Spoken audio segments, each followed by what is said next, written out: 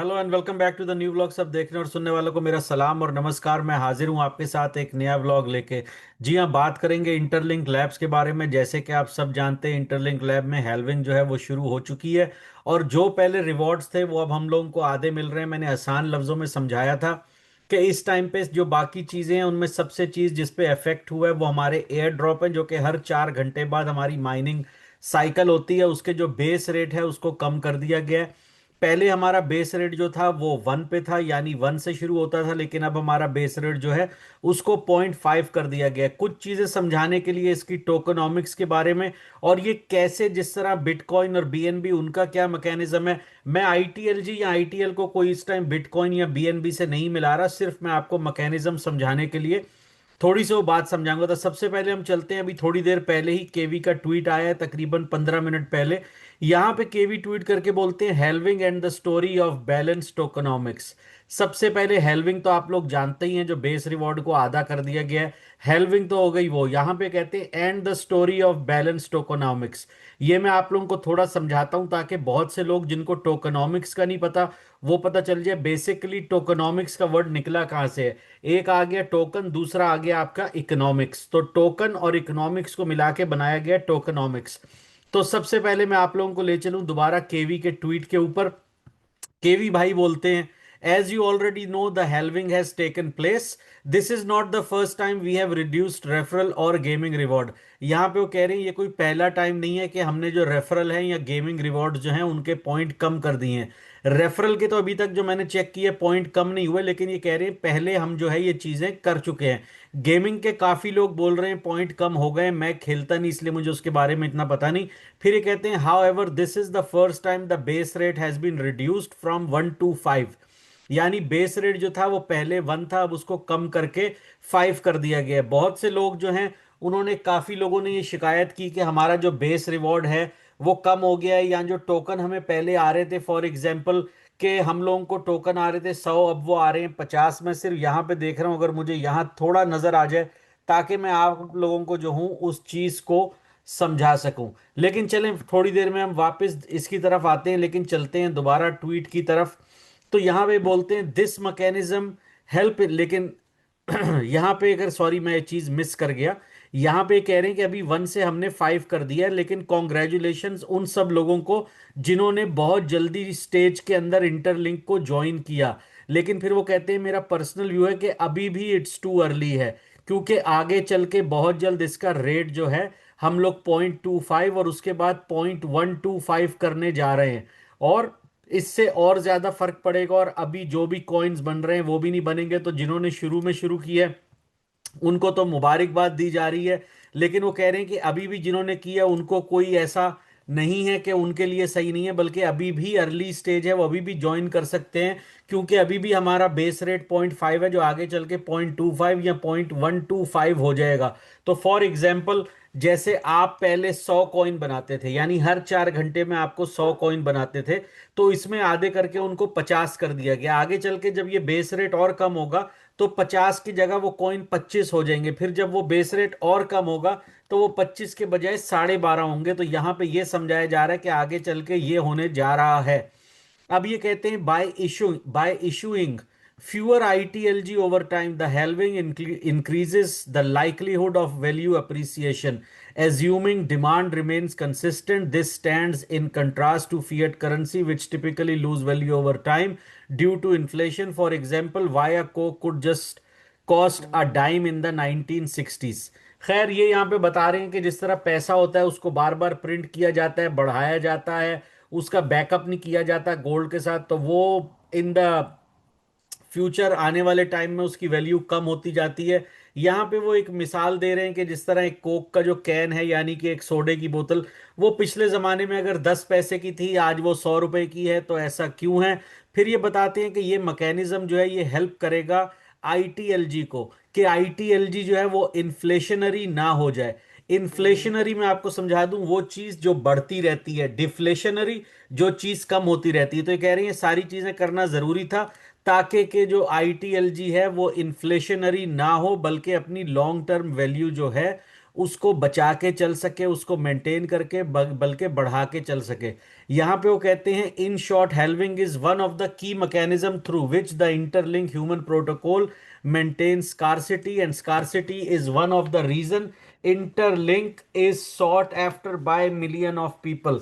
यहाँ पे वो कह रहे हैं स्कार्सिटी बहुत जरूरी है। स्कार्सिटी का मतलब यानी कि जब कोई चीज कम मिकदार में अवेलेबल हो तो स्कार्सिटी हो जाती है। जैसे आप कोई गाड़ी खरीदने जाएं तो मार्केट में ज्यादा अवेलेबल नहीं है तो उसकी प्राइस बढ़ा दी जाती है। जब कोई चीज ज्यादा आ जाए उसकी प्राइस कम कर दी जाती है क्योंकि मार्केट में बहुत अवेलेबल होती है, जिसको आसान लफ्जों में डिमांड और सप्लाई भी बोला जाता है। आगे अगर हम चले यहाँ पे तो how ever unlike traditional proof of work model, proof of work model क्या होते हैं, जो कि बिटकॉइन है। मैं पहले ये बात आप सबको कई दफा बोल चुका हूं, हमारे पास तीन चीजें होती हैं, पीओडब्ल्यू, पीओएस और पीओपी। बिटकॉइन जो है वो पीओडब्ल्यू है यानी प्रूफ ऑफ वर्क। इथीरियम वगैरह ये सारे हमारे पास जो है ये है पीओएस। इवन के जो पाई कॉइन है जैसे वो भी है पीओएस यानी प्रूफ ऑफ स्टेक। इंटरलिंक का जो कॉइन है आईटीएलजी या आईटीएल ये आते हैं प्रूफ ऑफ पर्सनहुड यानी कि पीओपी।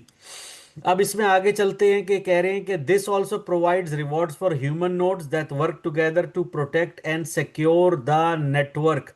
अब ये कह रहे हैं इंटरलिंक चेन जो है includes an additional mechanism known as the security group. यहाँ पे कह रहे हैं जो इंटरलिंक की अपनी चेन है, अभी तक खैर नहीं आई लेकिन उस पर काम चल रहा है और हो सकता है बैक एंड पे काफी काम हो भी चुका हो।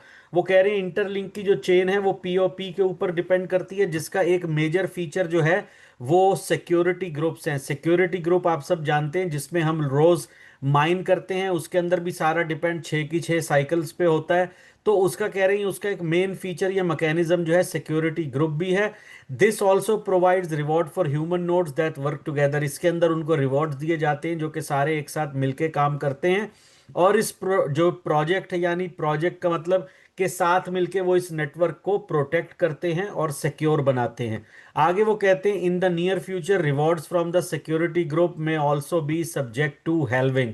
बहुत लोग जानते हैं कि अभी भी अगर आप 6 साइकिल माइन कर रहे हैं तो आपको 180 पॉइंट मिलते हैं रोज के। 180 को अगर आप आई थिंक 30 दिन से कर ले तो तकरीबन 5600 के लगभग आपको जो है महीने के पॉइंट मिलते हैं।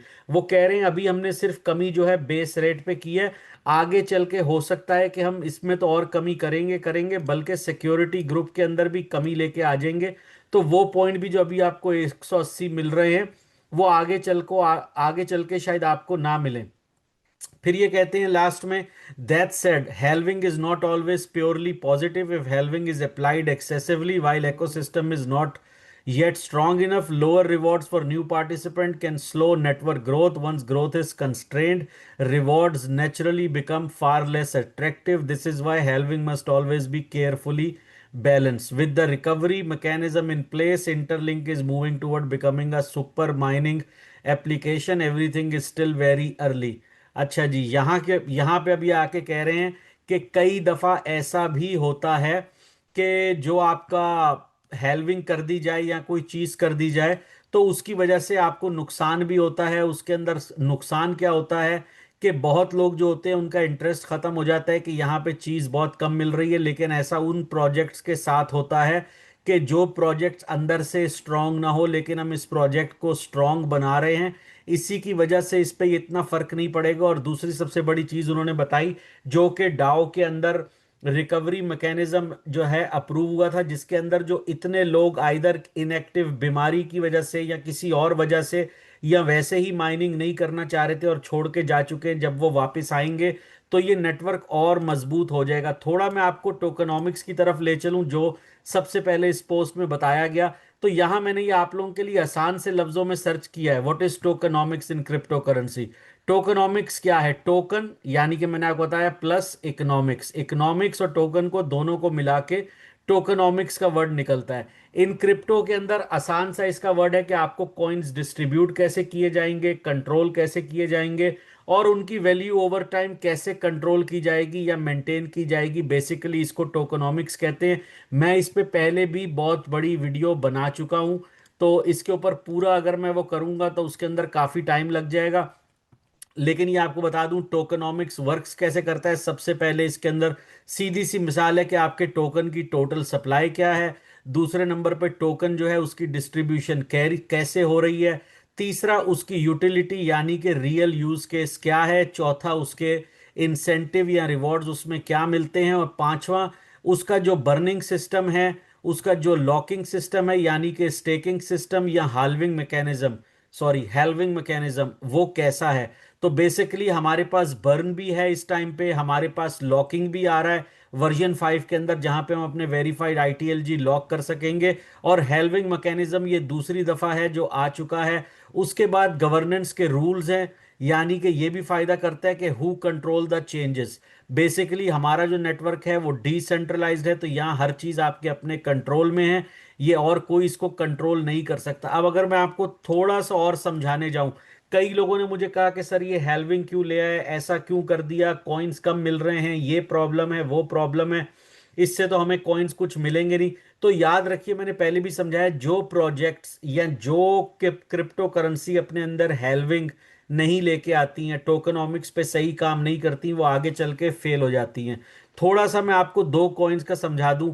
जैसे कि आप जानते हैं बिटकॉइन सबसे मशहूर है, उसके अलावा आप इथेरियम ले सकते हैं, एक्सआरपी है, या उसके अलावा बीएनबी ले सकते हैं। इन सब के अंदर बर्निंग है। थोड़ा मैं आपको यहाँ पे मैंने सर्च किया, मैं आपको समझा दूं बिटकॉइन के अंदर टोकनॉमिक्स क्या है, जिसकी केवी बात कर रहे हैं इंटरलिंक के अंदर। बिटकॉइन की टोकनॉमिक्स क्या है, सबसे पहले इसकी टोटल सप्लाई जो है वो 21 मिलियन है, जबकि 21 मिलियन जो कॉइन है वो ही पूरी जिंदगी में जब तक यह एग्जिस्ट करेंगे, उससे ज्यादा ये कॉइन नहीं हो सकते। और इसका सिस्टम ऐसा बनाया है कि ना ही कोई इसकी सप्लाई को चेंज कर सकता है।